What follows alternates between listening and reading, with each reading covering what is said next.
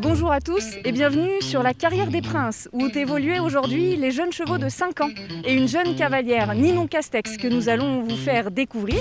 Et puis nous irons faire un tour du côté des exposants, mais avant cela, place au sport et aux résultats du jour.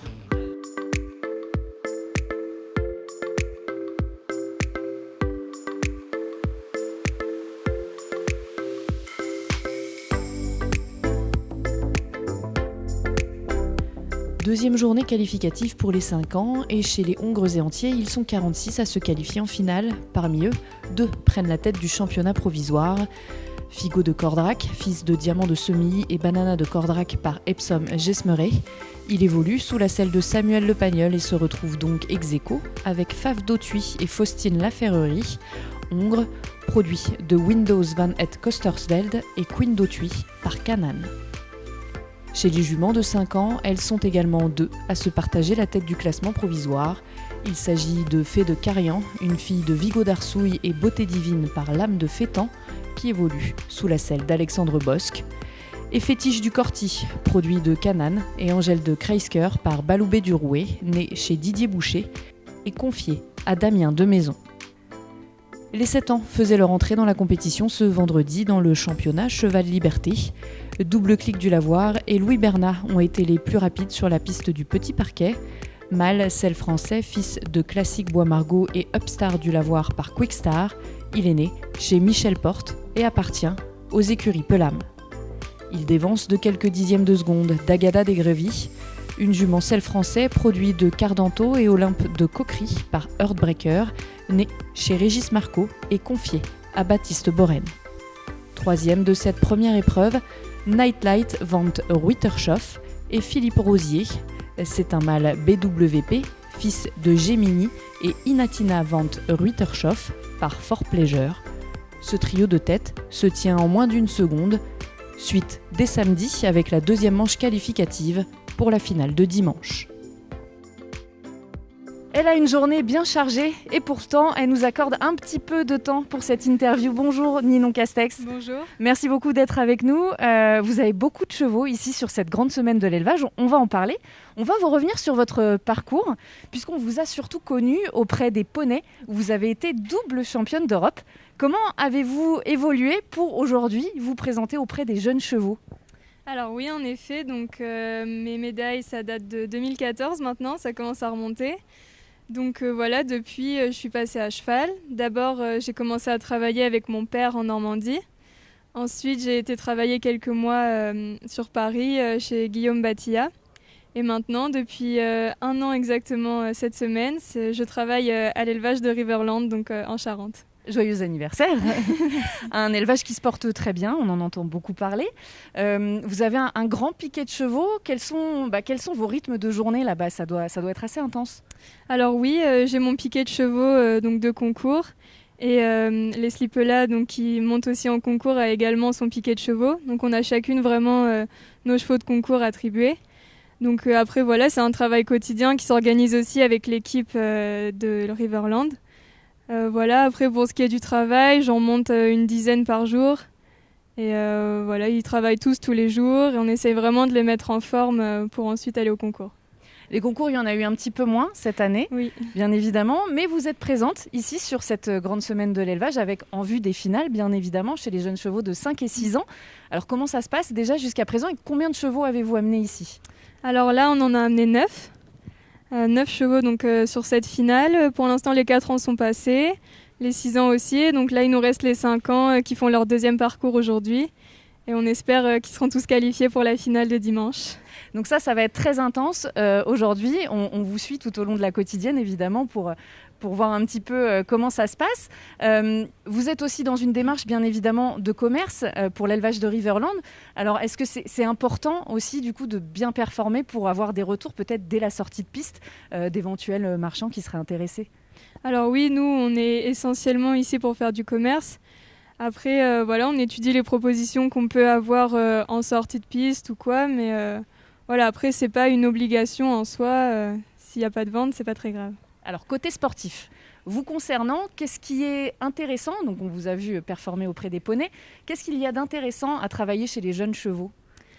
Les jeunes chevaux, chaque jour, c'est, on peut dire, un nouveau défi.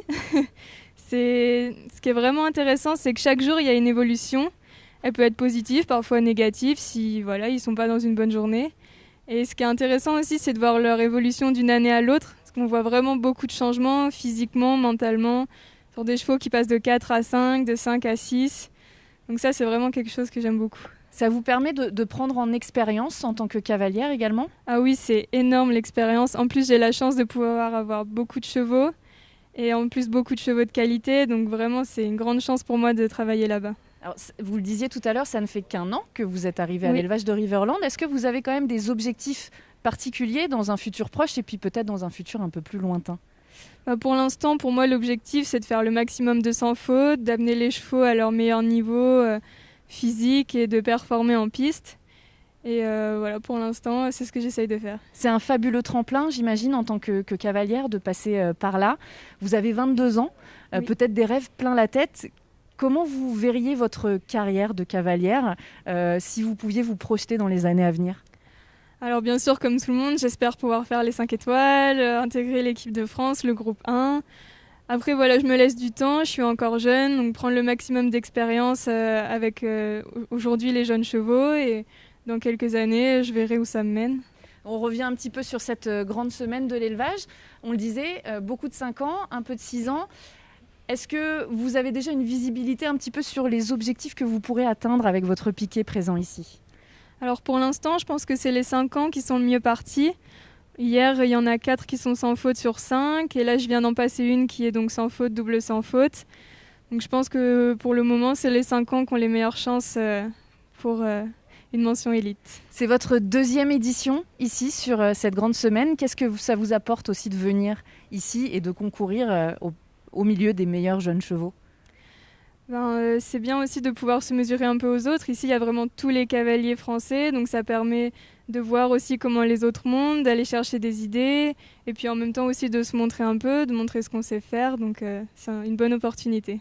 Vous arrivez à profiter aussi un petit peu justement de ces rencontres et peut-être de pouvoir aller chercher de l'expérience auprès de vos aînés ? Oui, on essaye d'échanger, voilà, de discuter sur leurs connaissances en regardant des parcours, et ça apporte vraiment de l'aide, c'est intéressant. On va vous faire profiter encore un petit peu plus de cette expérience, puisque vous le disiez, vous concourez chez les 6 ans. On espère vous y voir en finale. Et puis, pour les meilleurs d'entre eux, il y aura un petit coffret à remporter à la clé, ce fameux coffret de chocolat Cavaletti. On en a parlé hier dans l'émission. Je vais vous inviter à en prendre un. Peut-être que ça vous motivera encore plus à remporter cette finale, ou en tout cas aller en finale chez les 6 ans. C'est gentil. C'est avec grand plaisir. Merci à vous, Ninon, d'avoir été avec nous. Et merci aux partenaires, justement, qui sont toujours très présents sur cette grande semaine de l'élevage, notamment Cheval Liberté, qui nous a permis de nous abriter pendant cette émission, car la météo est toujours un petit peu capricieuse ici. Alors justement, on va les mettre en avant, ces partenaires emblématiques sur cette grande semaine de l'élevage. Tout de suite, on les écoute.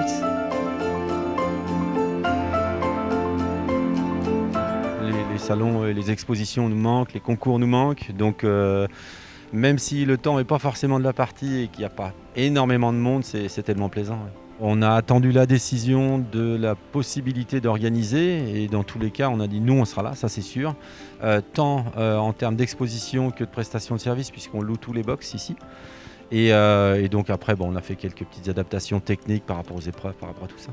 Là, à l'heure actuelle, on est sur une affluence qui est moins importante en termes de demande. En revanche, la demande est plus qualitative.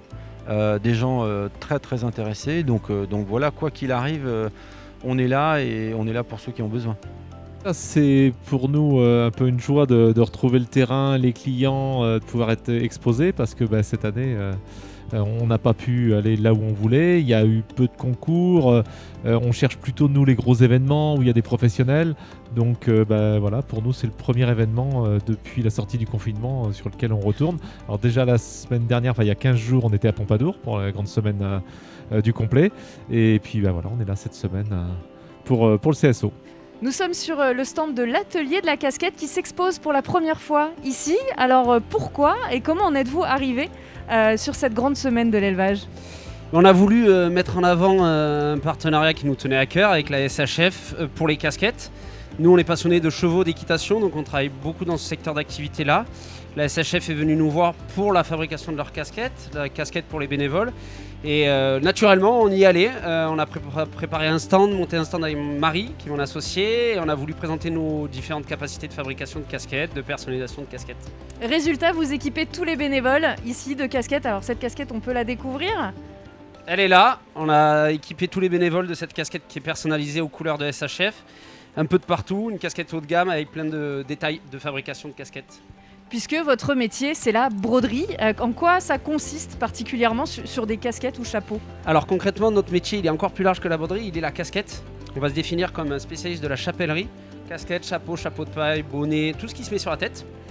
Et on va travailler pour le compte des associations, pour le compte des collectivités, des entreprises, des écuries dans le cas de ce genre d'événement.